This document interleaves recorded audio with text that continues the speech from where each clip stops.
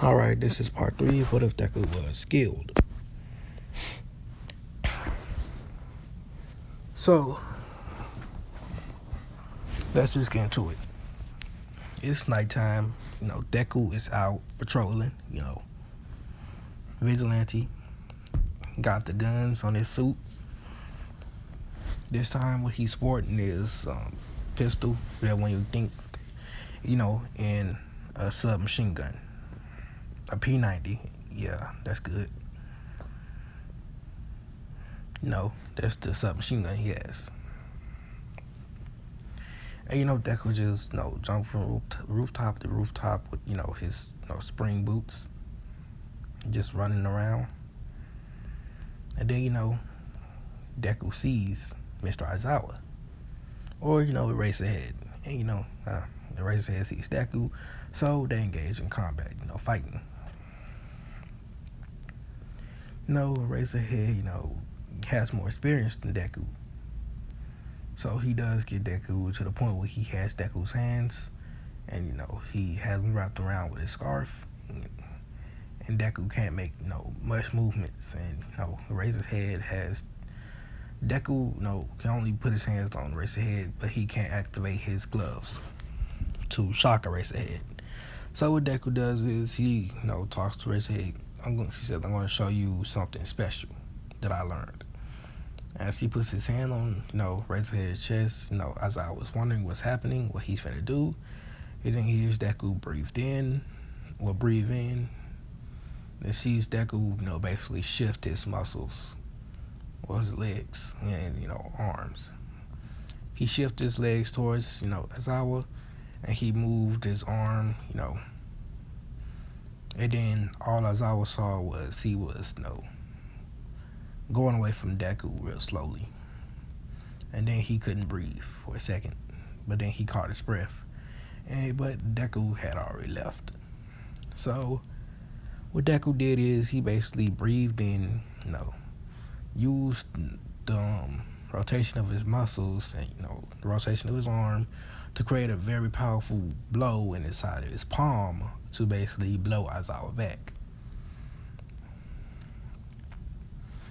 And you can see this on whatever anime it's called. I don't know. It's about this dude that go to a girls' academy. This dude, he knows how to fight with his fists, but really he's supposed to use a sword because he's more used to it. And basically the girls in this academy use weapons, and he calls it, I forgot, don't even know, can't remember. But Deku used that attack on Aizawa, and Aizawa still in pain from this. But he gets back to his house and he sees the damage. He don't see any damage. It's all internal. So Aizawa goes to school the next morning. This when they're doing the hero versus villains during that time before All Might actually went to class. Aizawa explained to him that he fought with that vigilante, Izuku. I fought with him. And All Might said, okay. Aizawa explains that he used some weird technique to basically hit me when he was very close to me, but he used his palm to basically send me flying away, and it felt like I just got punched in the chest by someone with very strong quirk. All I noticed was that I was just flying away, and then I lost all air in my lungs. All Might shockedness said, did you capture him? No, said Aizawa. So All Might says, all right, we're gonna continue talking after I get done with my class. As Aizawa says, okay. So, they doing the fighting test. So, Bakugo still got the same outfit as in canon, and everyone else too. And, Araka and Kendo versus Bakugo and Ida. Yeah. So, Bakugo and Ida wins. It's not even competition. But Bakugo don't be that brand that's in canon just going after Deku. He actually takes down both of them. And oh yeah, Bakugo actually gets one fall. So he does change a little bit, seeing as he thinks he has to live up to All Might's expectations. Oh yeah, if you guys have seen that picture, it is me going to do a Spider-Man Deku. Well, since I'm here, I can go ahead and tell you guys the powers of Spider-Man Deku. He's gonna have Miles, electric power, camouflage, but he's also gonna have what's it called? Gonna have venom. He's gonna have spider venom. That comes out their fangs, like tarantulas be having. Gonna have that kind of venom. So, get ready for that, which is gonna come out, soon. So, everyone else, basically everyone else's battles go like in canon, and let's switch over to Deku, which Deku is, he's just running around top buildings this midday, and a portal opens, and he can't stop himself in time, and he goes through it, and he's inside a bar. He's wondering where he at, but he doesn't reach for his gun, or the other gun is on his back, but you can't notice it. It's on his back, but you don't see it. You don't see none of his devices. They basically tucked away. They look like they're not there, but they're there. Deku's wondering where he's at, and then Shigaraki started talking. Well. If it isn't the vigilante, Cobra, why don't you join me on an activity I'm gonna be doing soon? As Deku asks, what are you talking about? As Shigaraki still stole you away files. Well, not yet. Shigaraki says that we're gonna be attacking and trying to kill All Might. Why don't you join me? Deku is interested, but not in the fact to kill All Might. He want to stop Shigaraki. Of course, he want to kill him, but he's gonna have to play along first. Deku says, "I'm interested." All right, here. I actually throw Shigaraki, a phone, a burner phone, which can't be tracked. Shigaraki says, "What is this?" "There's another number in that phone. Call me when you need me." As Deku goes out the front door, well, actually the back door, and he jumps over, jumps up the railing of a building. He climbs up the building, the stairs of the building, and he starts jumping from roof to roof, and gets to a manhole cover. He goes underground through the sewers, which he learned every pipeline. He learned every single last one of them, so he knows exactly where he's going. He then pops out close to his hideout place, and he goes in there, and UA basically they the kids basically, why am I saying kids with the same age? They basically vote on who's gonna be the class representatives, and it's Ida and Momo. Ida's happy, and they all go to lunch. At lunchtime, Monoma doesn't try to hit anyone in the head because Kendo got Deku spot, and Monoma is actually, since none of the girls are, and the two top in class 1B are not there. Monoma is the top, and who's the second? It's actually Shinso. Yeah, Shinso is in class 1B. And they Shinso did hear from the teacher saying that it was a mistake that he wasn't put in class 1A, but they did explain something else to him. If someone in class 1A weren't there, he would have actually been there. because it's quirk. But when the teacher says it was just how UA saw things, that if you had a combat quirk, you're more. They think that if you had a combat quirk, you're better than other students. But I don't see it that way. I think if you learned how to use your quirk more and you learn some combat abilities, you'll be good. So sorry that we put you in a higher class. It's just so it's actually happy just to be put in class 1B. Monoma's still the arrogant brat that we don't like. Copy B Monoma. So, the alarms go off to the school and everyone start panicking. Anakin, stop panicking. I got a plan again. As Ida, does his explaining like he did in canon. Calming everyone down, and everything is over with. And they all get on the bus to go to the USJ. They get to the USJ, they go inside. 13, explains everything that's happening. What the USJ stands for, what they're going to be doing. That's when, the door is shut. And the villains come out. And, after every villain come out, Deku and Shigaraki comes out. And, Shigaraki announces we're here to kill All Might, and the Nomo comes out. Now, Deku sees, and he makes a plan right there and then. Okay, so I can kill this big thing, which they explained to me. Basically meant to kill All Might, and it has, regeneration. Super strength already. It's made with it. And it also has shock absorption, so I can kill it by shooting it through the brain, seeing as it's dead already. So, this Shigaraki guy, he wears gloves. Not gloves. Yeah, he wears gloves, I think. No. And, Shigaraki explains his quirk to Deku, that he had decay quirk.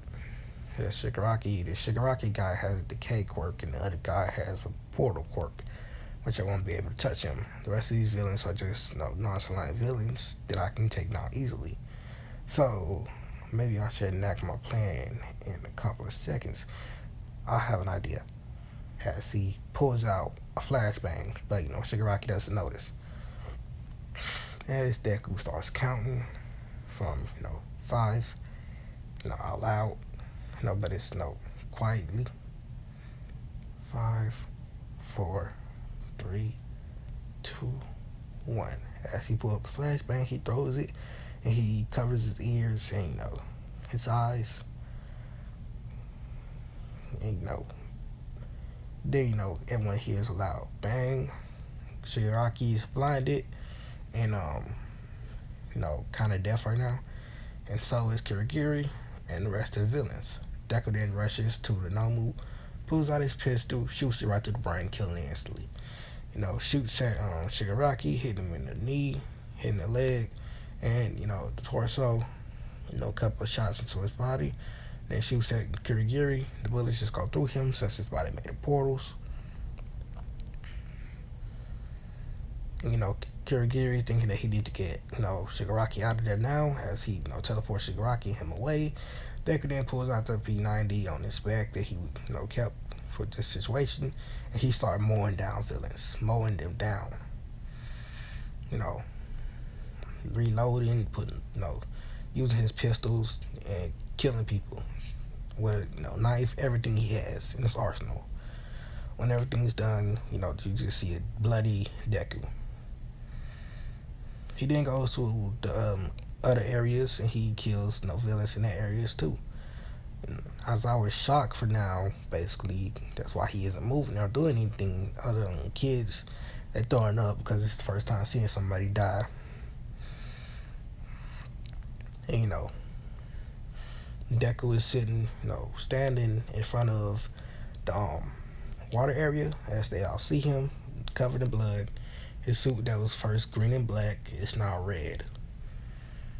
As Deku puts his pistol back, pulls out his knife, and turns on the rebreather. He jumps into the water and slaughters all the villains in the water. Even though they have the advantage, Deku still somehow seems to slaughter them.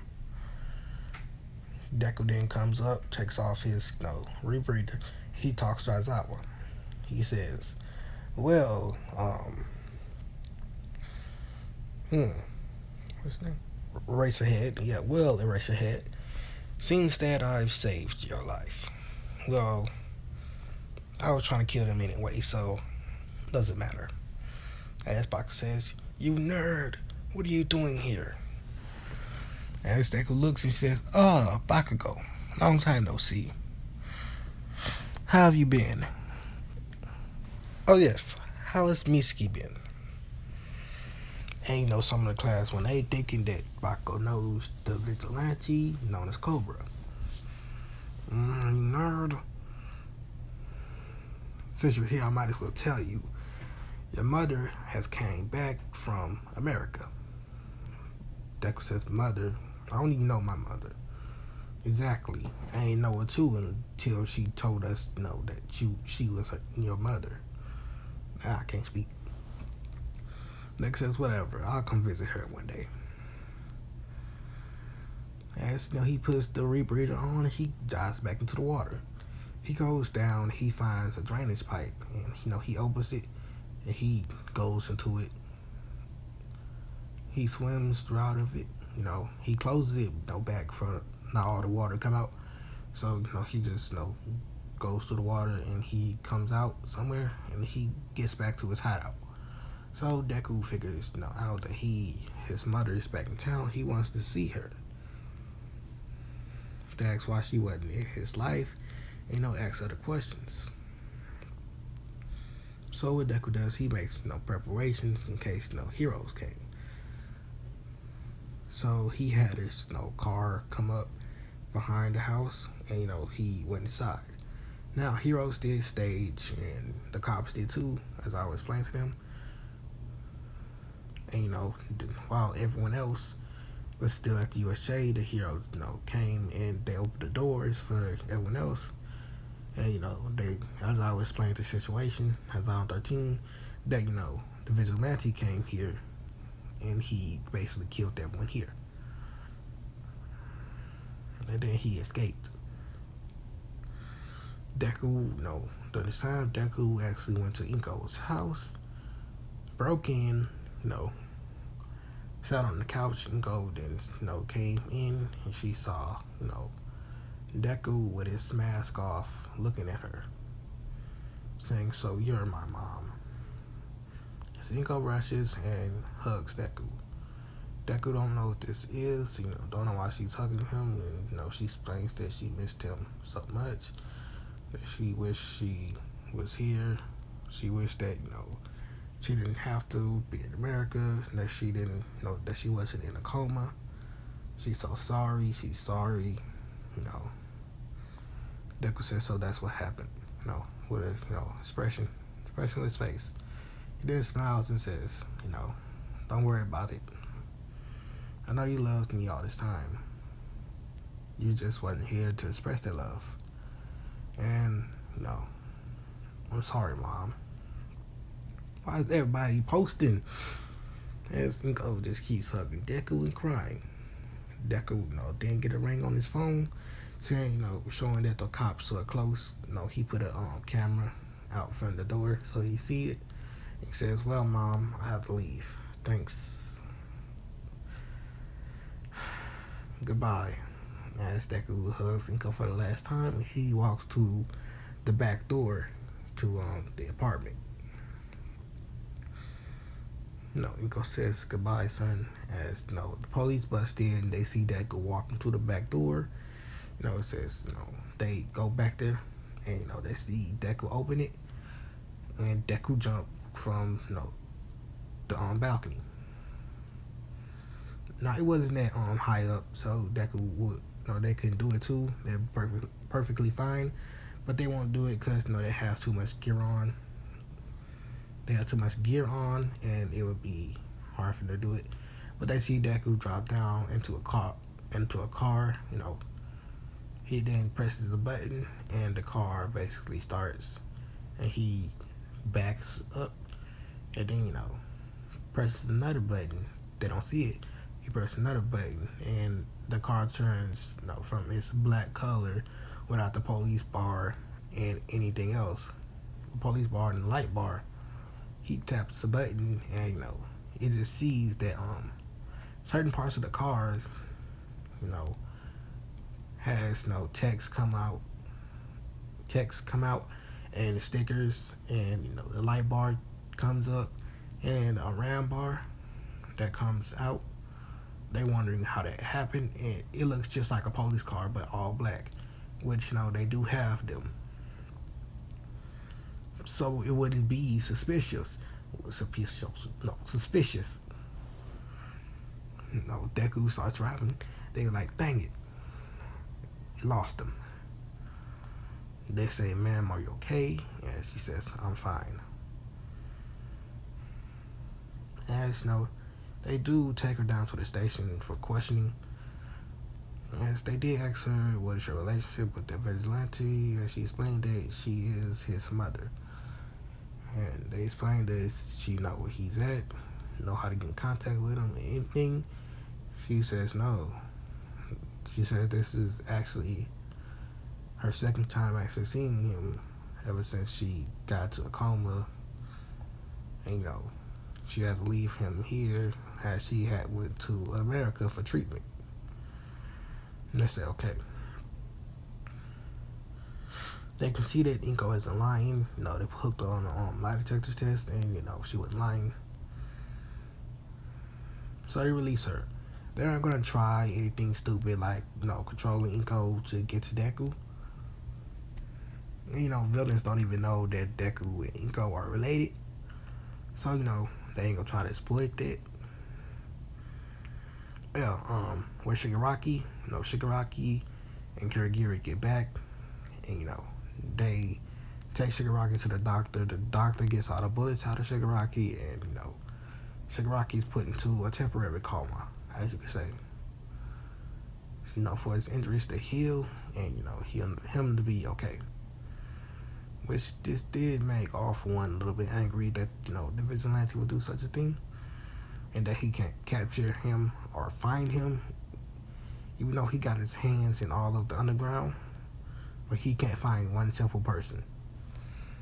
Which Deku was just smart about it. He got on this area where he lives at, he has anti-tracking, so no one can find him. No one be able to go near that place and look around and find anything. No matter how good you are with a quirk that can look around anywhere, no matter how advanced your technology is, you won't be able to find it.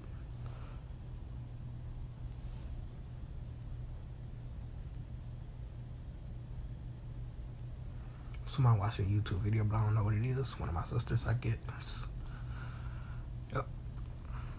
So,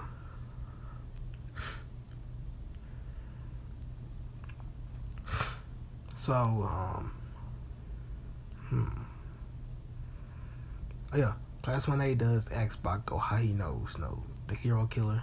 Well, not hero killer. Not the black. Dang, why I keep saying things? How he knows, basically, how they ask Bakugo how he knows, the Cobra. As he explains. They went to school together before he became the Cobra. Before he became like this. He was just a nerd with no quirk. With a hell of a right punch. That could fight really good, And he came up with his own skills and skills that he watched from videos. Me and him would always get into fights. Even though I had a quirk, I always lose. And he'd be able to fight with multiple people at the same time. He grew up in an orphanage. So many people started, was picking on him because he grew up in an orphanage, and many people wanted to fight him. It was mostly like a school full of, what is it called? Delinquents, and, If you have the strongest quirk, you rule the whole school. Even though I had the strongest quirk and I ruled the whole school, Deku was somebody that couldn't be touched. It was like two leaders living in the same school. It was like two kings living in the same castle. I was a king that had the most power, but Deku was a king that could never be touched or never be beat, never be best. I am so down to do this Deku Spider-Man thing. It's just so weird. I feel like doing it right now, but I'm gonna wait till it's over with. So they say okay after hearing the full story, and the heroes do question Inko, but she gave the same answer that she gave the police. So everything's over with, and this one I'm actually gonna leave this off. I'm sorry that it's short, but this one leaves off. See you guys next part. Peace out and have a blessed day.